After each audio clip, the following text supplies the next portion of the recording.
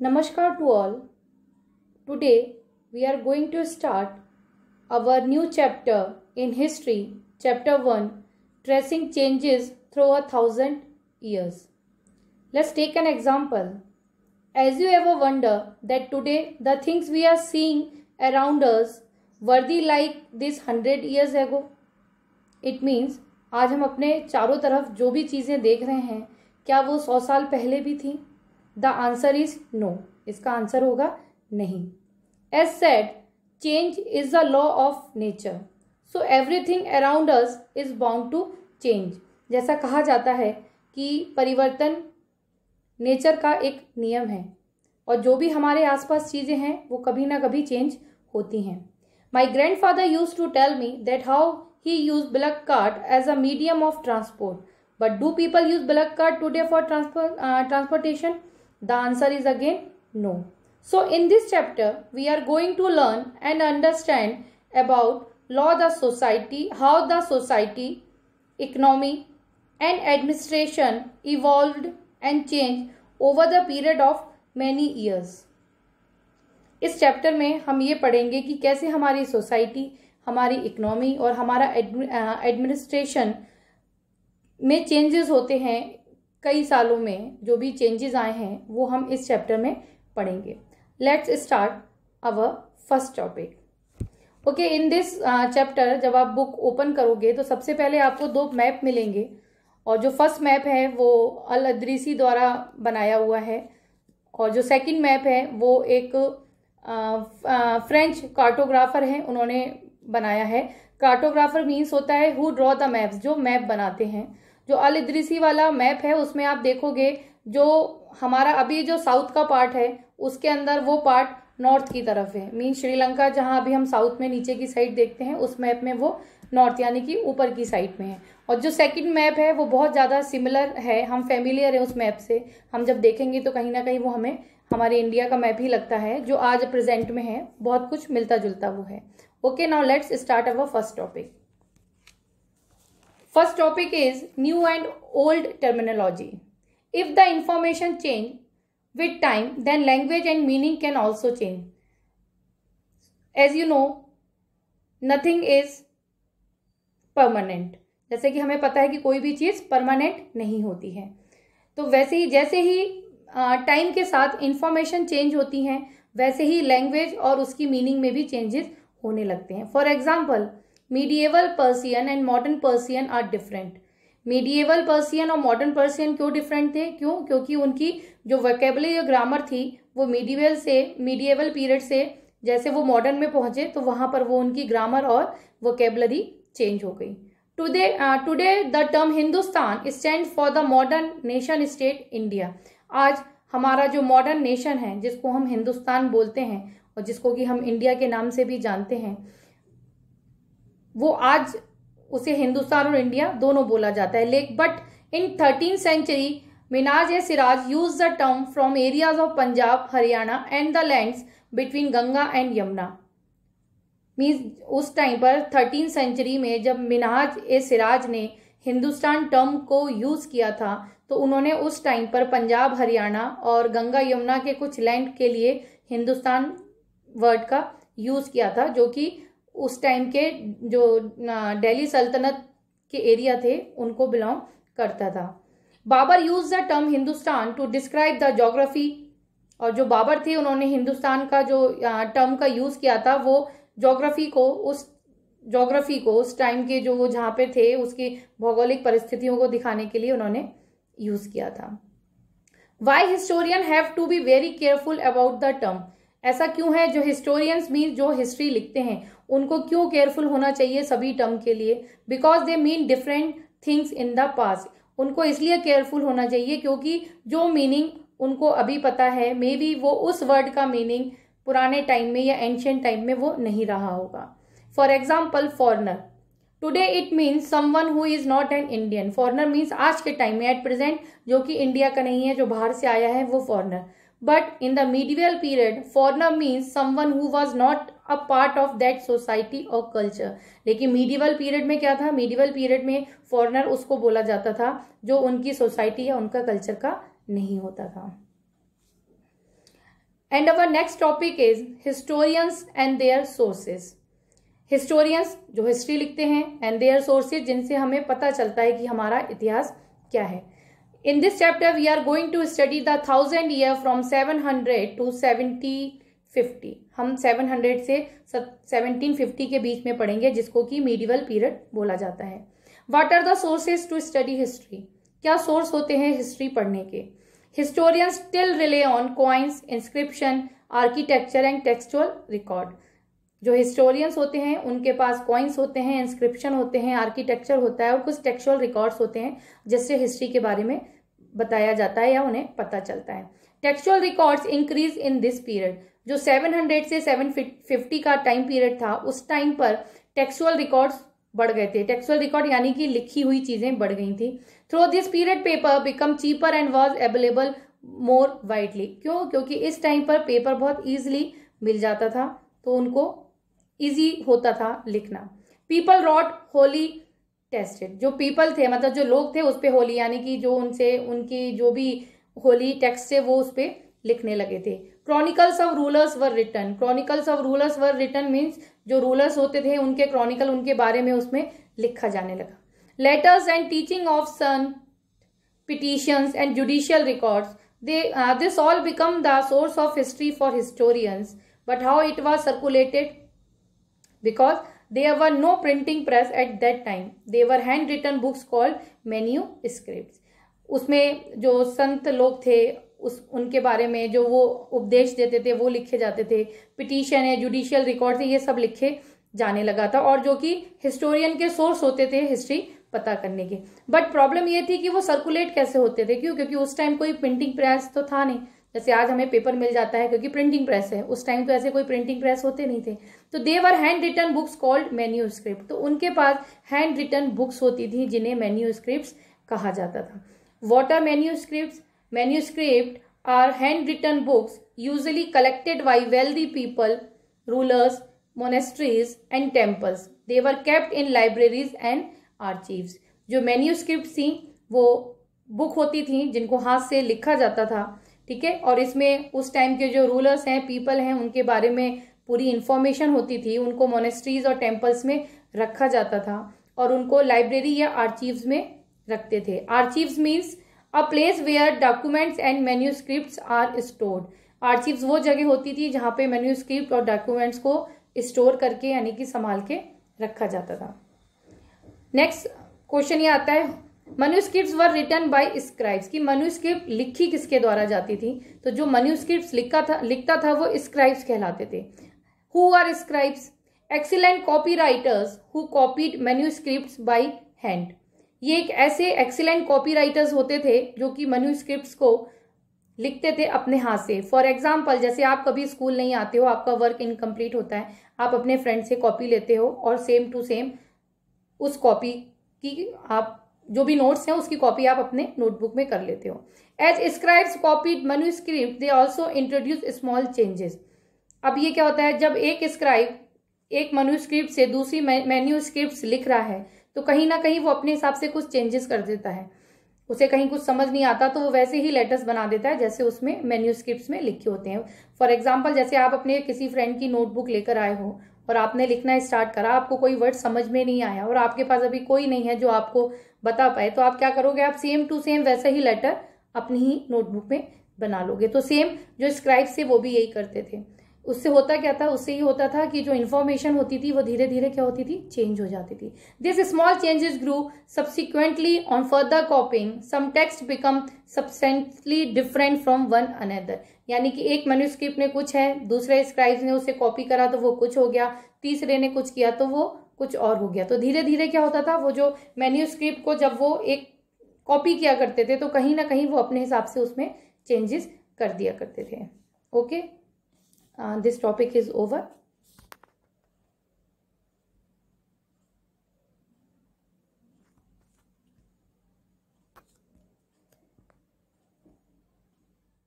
And our next topic is old and new religions. Religions, people believes in the divine personal. जैसे जैसे हमारे social और economic ideas में changes आने लगे वैसे कहीं ना कहीं हमारे रिलीजन और उस बिलीफ में भी चेंजेस आने लगे थे। Beliefs connected with the social and economical organisation, जो रिलीजन था, जो हमारे बिलीव्स थे, वो कहीं ना कहीं सोशल और इकोनॉमिक ऑर्गेनाइजेशन से जुड़े हुए थे। Change in social and economic ideas, change in religious belief, जैसे ही हमारे सोशल और इकोनॉमिक आइडिया में चेंजेस आए वैसे ही हमारे जो रिलीजियस बिलीफ थे उसमें भी चेंजेस आने लगे। For example, changes in Hinduism, worship of new deities, deities means होता है देवी देवता।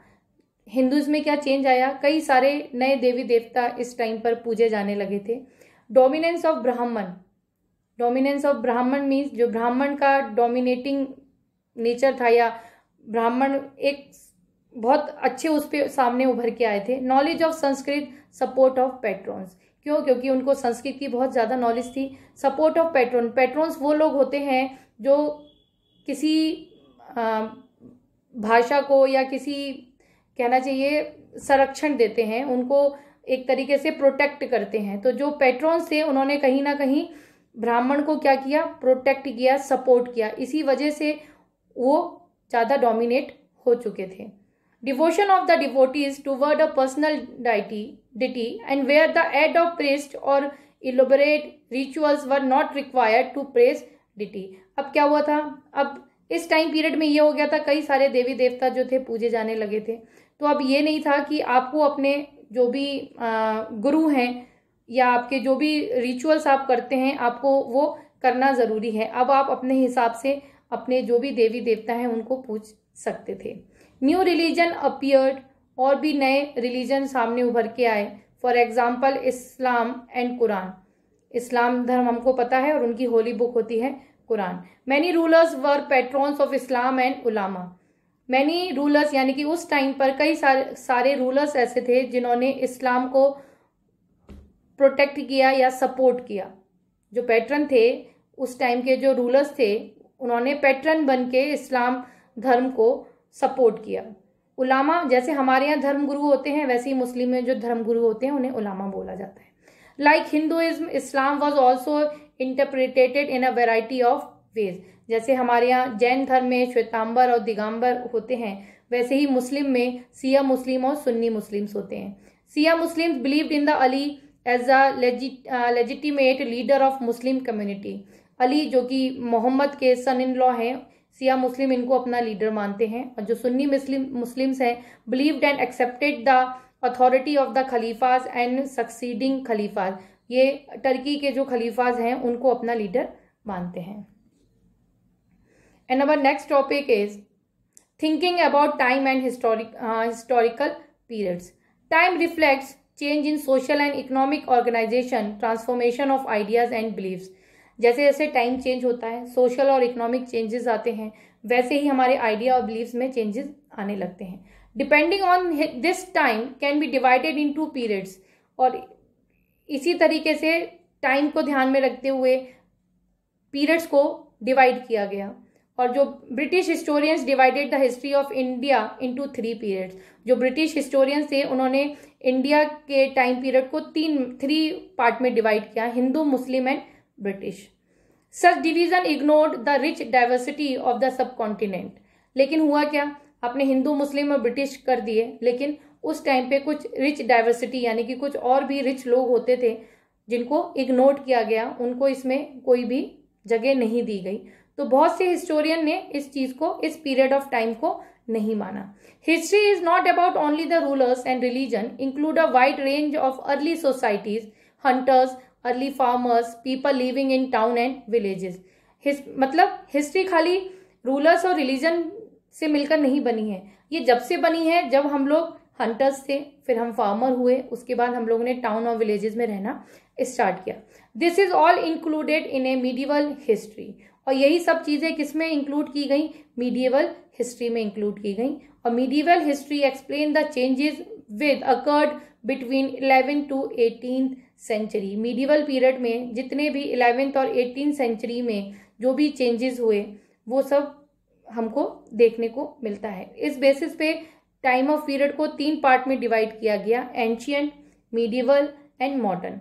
जो मीडिवल पीरियड है वो ना तो ज़्यादा एंशियंट है और ना ही ज़्यादा वो मॉडर्न है, वो एक ऐसा बीच का पार्ट है, ठीक है, जो हमको एंशियंट के बारे में भी बताता है और हमें मीडिवल के बारे में पता चलता है, और मीडिवल से कैसे हम मॉडर्न पीरियड में गए ये हमको बताता है। I hope all you are understood this lesson, and if you have any doubt then you are free to call me. Thank you, and please read your book very carefully.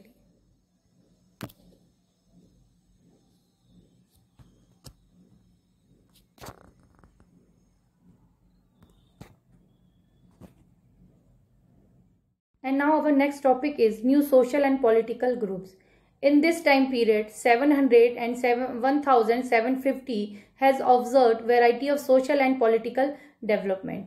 ये जो time period था 700 से 1750 के बीच में कई सारे social और political development हुए। For example, Persian wheel in irrigation, spinning wheel in weaving, fire arms in combat. Persian wheel जहाँ पर इरिगेशन में हेल्प करने लगा था, spinning wheel in weaving means चरखा जिससे कि हम कपड़े बनाते थे, और कई सारे आर्म्स अब बनने लगे थे। Arrival of new food and beverage, कई सारे फूड और इनको बेवरेज के बारे में पता चल चुका था। For example, potatoes, corn, chillies, tea and coffee. Along with all this new ideas also came in subcontinent. This was a period of great mobility. इन सब चीज़ों के साथ जो भी डेवलपमेंट हुए थे या जो भी चीज़ इन्होंने न्यू इंट्रोड्यूस की थी, इसके साथ साथ कहीं ना कहीं इनके आइडियाज़ में भी चेंजेस आए थे। इनके आइडियाज़ में चेंजेस आए थे और कई सारे इनके न्यू आइडियाज़ भी सामने आए थे। This was a period of great mobility. Mobility means होता है गतिशीलता। ये एक ऐसा टाइम पीरियड था जहाँ पे बहुत ज़्यादा मोबिलिटी देखने को मिली।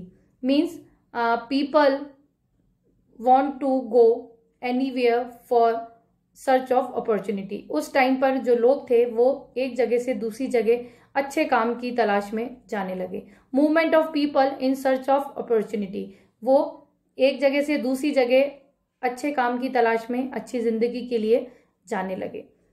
That time one group of people who become important in this period were Rajput. और इस टाइम पीरियड में एक ग्रुप जो बहुत ज़्यादा सामने उभर के आया वो था राजपूतों का। Rajputra means son of ruler and Rajput. जो राजपूत है वो राजपुत्रा वर्ड से ही बना था। ठीक है, राजपुत्रा मीन्स होता है son of rulers.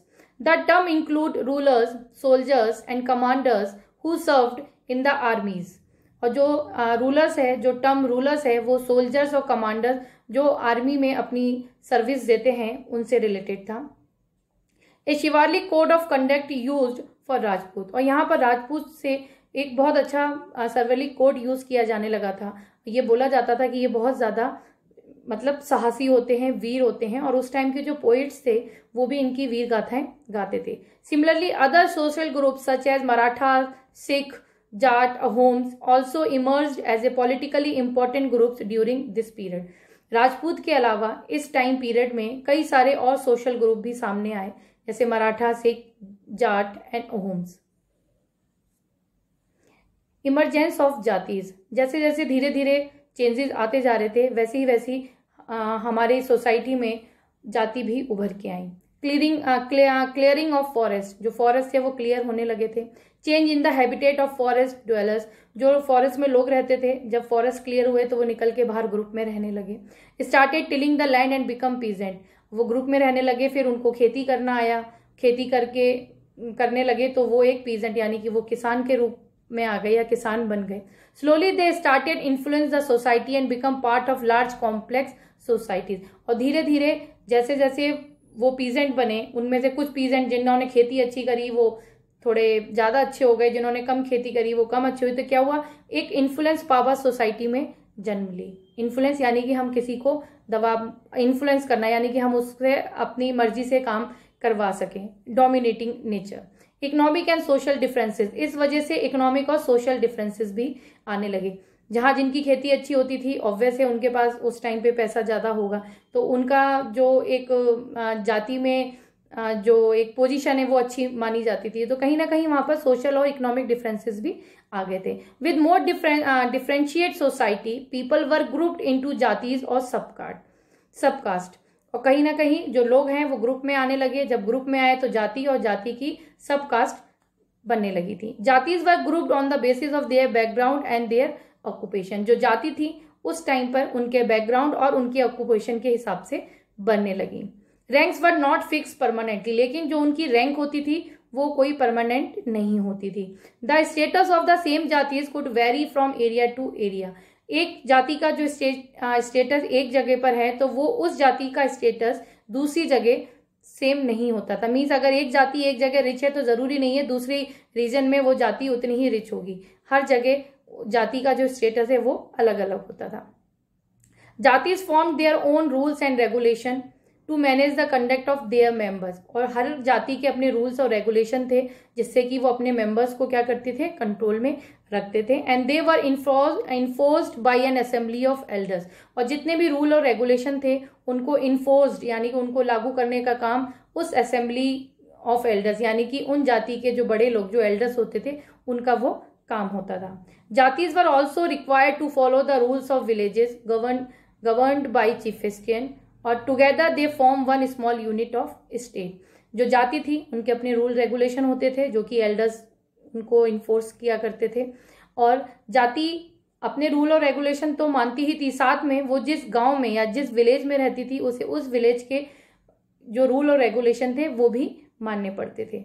Together they form one small unit of state. और धीरे धीरे ये जातियां इकट्ठा हुई और इकट्ठा होके ये एक स्मॉल यूनिट बनी और स्मॉल यूनिट बनने के बाद फिर ये एक आगे आने वाले टाइम में ये स्टेट बने।